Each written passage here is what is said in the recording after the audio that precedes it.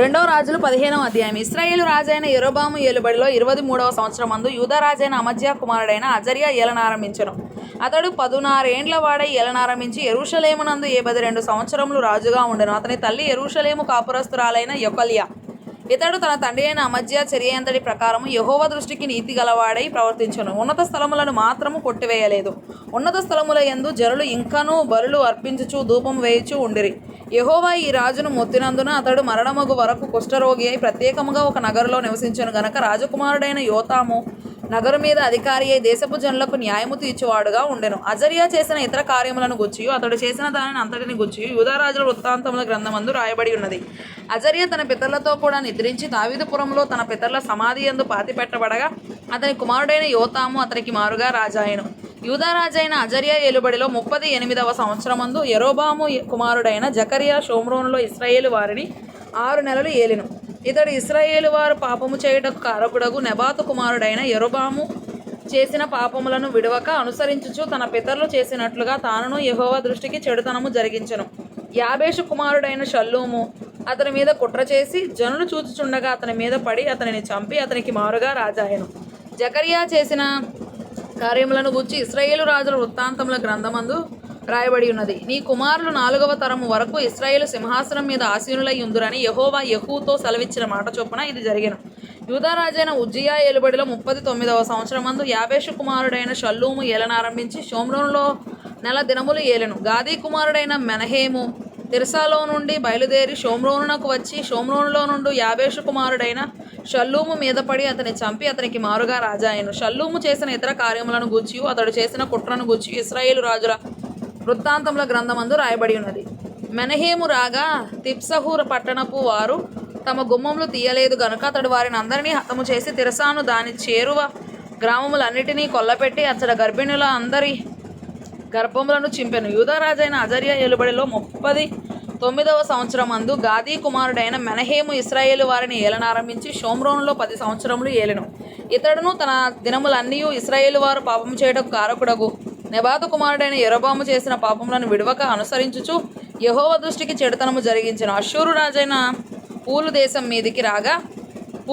మీదికి రాగా మెనహేము తనకు రాజ్యము స్థిరపరచునట్లుగా పూలు చేత సంధి చేయించుకొనవలనని 2000 మణుగుల వెండి పూలునకు ఇచ్చెను. మెనహేము ఇశ్రాయేలులో భాగ్యవంతులైన గొప్పవారిలో ప్రతి మనిషి యొద్దను 50 తులముల వెండి వసూలు చేసి ఈ ద్రవ్యమును అష్షూరు రాజునకు ఇచ్చెను గనక అష్షూరు రాజు దేశమును విడిచి వెళ్ళిపోయెను. మెనహేము చేసిన ఇతర కార్యములను గూర్చి అతడు చేసిన దానిని అంతటిని గూర్చి ఇశ్రాయేలు రాజుల వృత్తాంతముల గ్రంథమందు రాయబడి ఉన్నది.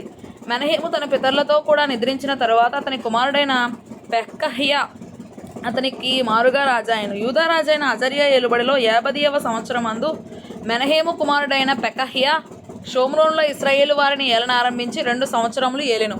ఇతడును ఇశ్రాయేలు వారు పాపము చేయుటకు కారకుడగు నెబాతు కుమారుడైన యరొబాము చేసిన పాపములను విడవక అనుసరించుచు యెహోవా దృష్టికి చెడుతనము జరిగించెను.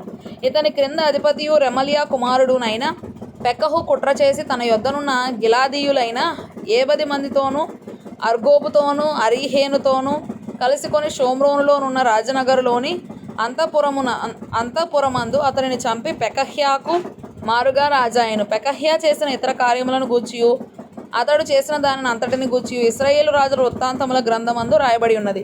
యూదా రాజైన అజర్యా ఏలుబడిలో 52వ సంవత్సరమందు రెమల్యా కుమారుడైన పెకహు షోమ్రోనులో ఇశ్రాయేలును ఏలనారంభించి 20 సంవత్సరములు ఏలెను. ఇతడును ఇశ్రాయేలు వారు పాపము చేయడం కారకుడగు నెబాతు కుమారుడైన యరొబాము చేసిన పాపములను విడవక అనుసరించుచు యెహోవా దృష్టికి చెడుతనము జరిగించెను. ఇశ్రాయేలు రాజైన పెకహు దినములలో అష్షూరు రాజైన తిగ్లత్పిలేసెరు వచ్చి ఈయోను పట్టణమును అబెల్బేత్ మయకా పట్టణమును యానోయహు పట్టణమును కెదెషు పట్టణమును హాసోరు పట్టణమును గిలాదు దేశమును గలిలయ దేశమును నఫ్తాలి దేశమంతయును పట్టుకొని అచ్చట నున్న వారిని అష్షూరు దేశమునకు చెరగా తీసుకొని పోయెను.